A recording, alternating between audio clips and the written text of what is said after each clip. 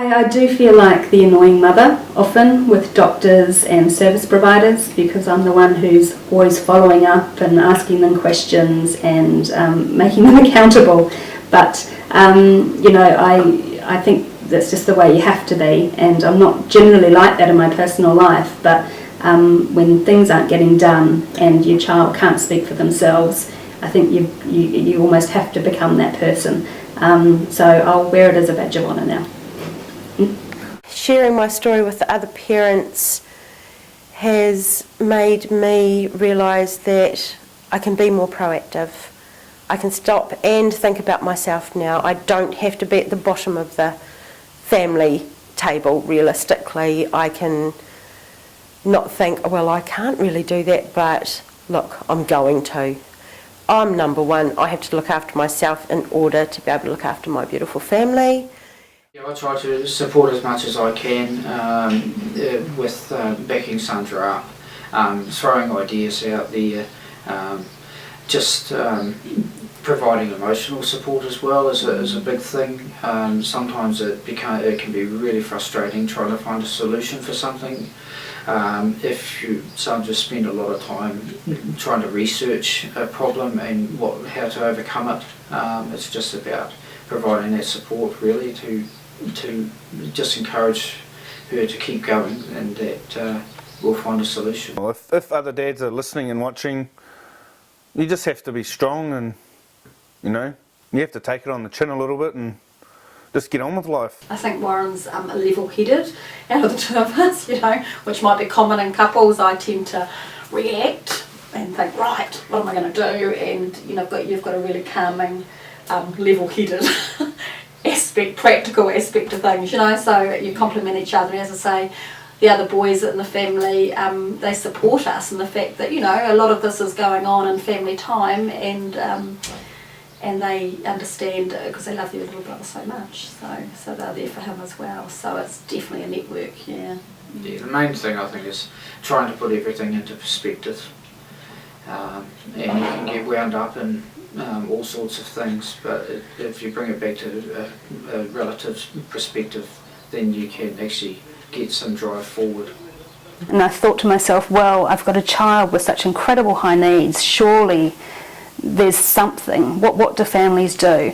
And after researching and asking and looking, we came across individualised funding, which just completely changed our lives for the better.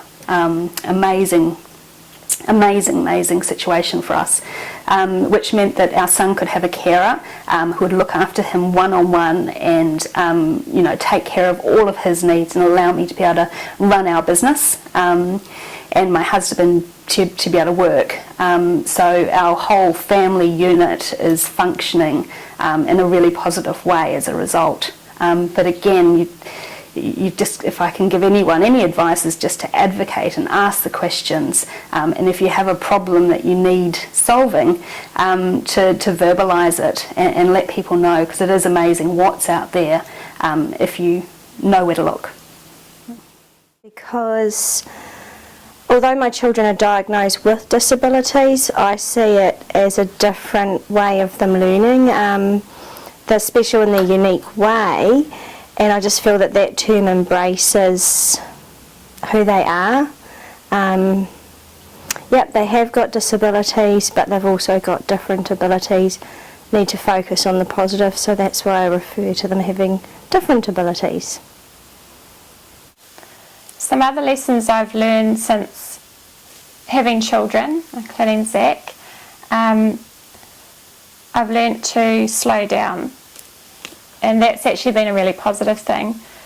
My other boys, they walked at 12 months, they're boisterous, they're all over the place, they're doing what they should milestone wise. Of course Zaki has not followed any rule there at all. So I've learnt to slow down, and I've learnt to celebrate every little thing that happens, and I've learnt to value diversity, lots of different other types of diversity in society that perhaps I wouldn't have even thought about before. So it's all these situations that you can apply to any situation, and I still do. Just last week I did it in the supermarket. So yeah, it's just blocking out what is around you and just doing the job at hand. And the only way to get more stronger and more confident to do it is to do it and do it and do it over and over and over. We've overcome those situations, and it is empowering. It's hard at the time, but it's so worth the investment for the future, because once you've done it, tick it off and you move on to the next situation, and it's layer upon layer upon layer of the building blocks of strength for the future, and highly recommend it. You also can go away and cry, because I recommend that too. All you need, I said, my son has taught me I'm a better person today than I was before. I can truly say that. I'm more caring. Any other child I see that has any type of disability, my heart goes out to them, especially the mothers, the parents of their child, because I know how hard it is, and I know I've had a few friends that had children with disabilities. They couldn't cope in the end. They gave them up, and I can understand, because they were alone. They didn't have that right support system around them, and their whānau weren't as helpful as they should have been, and because of that, emotionally they couldn't handle it anymore. But that's all I'm just saying is, you know, if you've got that really deep love for your child and you've got the right support system around you, you're a conqueror. Yeah. About when Fergus was coming to school age, and considering options there was a big one for us, and we thought we had a plan in place. It turned out that the school that we originally applied for didn't want Fergus to be part of their school community, and gave us, you know, quite unacceptable, I suppose, reasons as to why he couldn't come to their school, which were just like excuses. Yep. So for us it was a big, well, it was a horrible shock, knowing that someone didn't firstly want our child for the first time in our life, and then it was gathering that strength to what we could do about it, so it wasn't going to happen for someone else.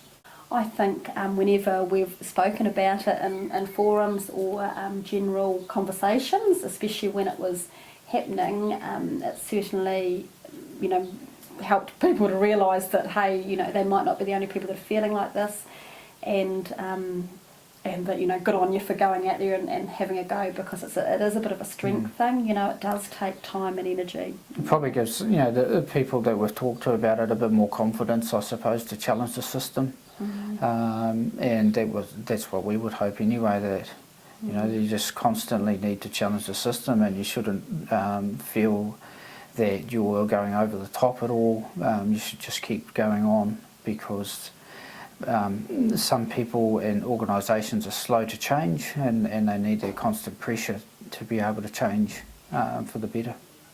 One of the things I learned from the experience of the school challenge was that I was so busy in the beginning not wanting to offend people and upset, and I suppose we want a piece of the cake, but we'll take the crumbs. We're grateful for the crumbs, and if you speak out, you're scared you're going to lose those crumbs. So we say, oh, what are we going to get? Don't be frightened to go above and outside, which is where I ended up. As you know, go to those people, and if it means going to the Ministry of Education, then that's where you go, to someone who's actually going to listen to you and to what's happening, and take people with you who can back you up. My voice will bring about some change. It would just be fantastic to see that all schools were inclusive and not excluding children. And as parents, that's what we need to do for each other, is support each other and encourage you to just keep pushing. Push those barriers down. That person doesn't work, then go to the next person that is going to help you. And ask, talk to other parents, what did you do? How did you get around this situation? Because we've all got stories that we can share that will help somebody else, you know. And if my experience with the school issue can help anyone else, then they don't have to go through what I went through. Then this is worth it. So yeah, you know, just ask for help, and if you get turned down on one sector, turn and go the other way, and just don't give up. All right.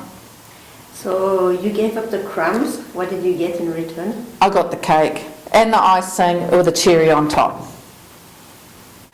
Yeah, we would hope that in the future, because of what we've done in a small way with one particular school, that the word might get out when they go to different meetings and conferences and things, that it might influence the way that other schools operate and the way that they think and treat people. I like being in the Western Bay Plenty Disability Support Trust because I feel that in some small way it enables me to have a voice for families. And one thing the Trust does, which I think is a brilliant initiative, are the Networking for Inclusion seminars, which is where we're really trying to get the proper, correct information out there. And in particular at the moment it's about the new model of disability, trying to get everybody working on the same page for the benefit of people who live with disability and for families of people who live with disability. I find it really empowering to be a part of an organisation like that.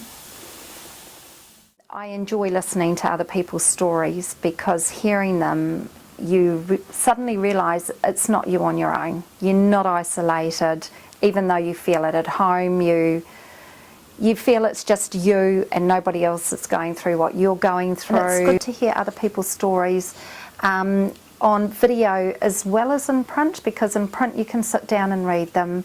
You can just pick it up, have a little look, but when you see it on video, you see a real person, you hear them. You can hear the sadness, you can hear the love and laughter as well. And I think that joins us. And it's really lovely to know that there is somebody else out there. No matter what the time of the day, night is, you can turn on your computer, pick a story, click through. You might think this one I can relate to, this one I can't. But I think it will give us in here that sense of not being so alone.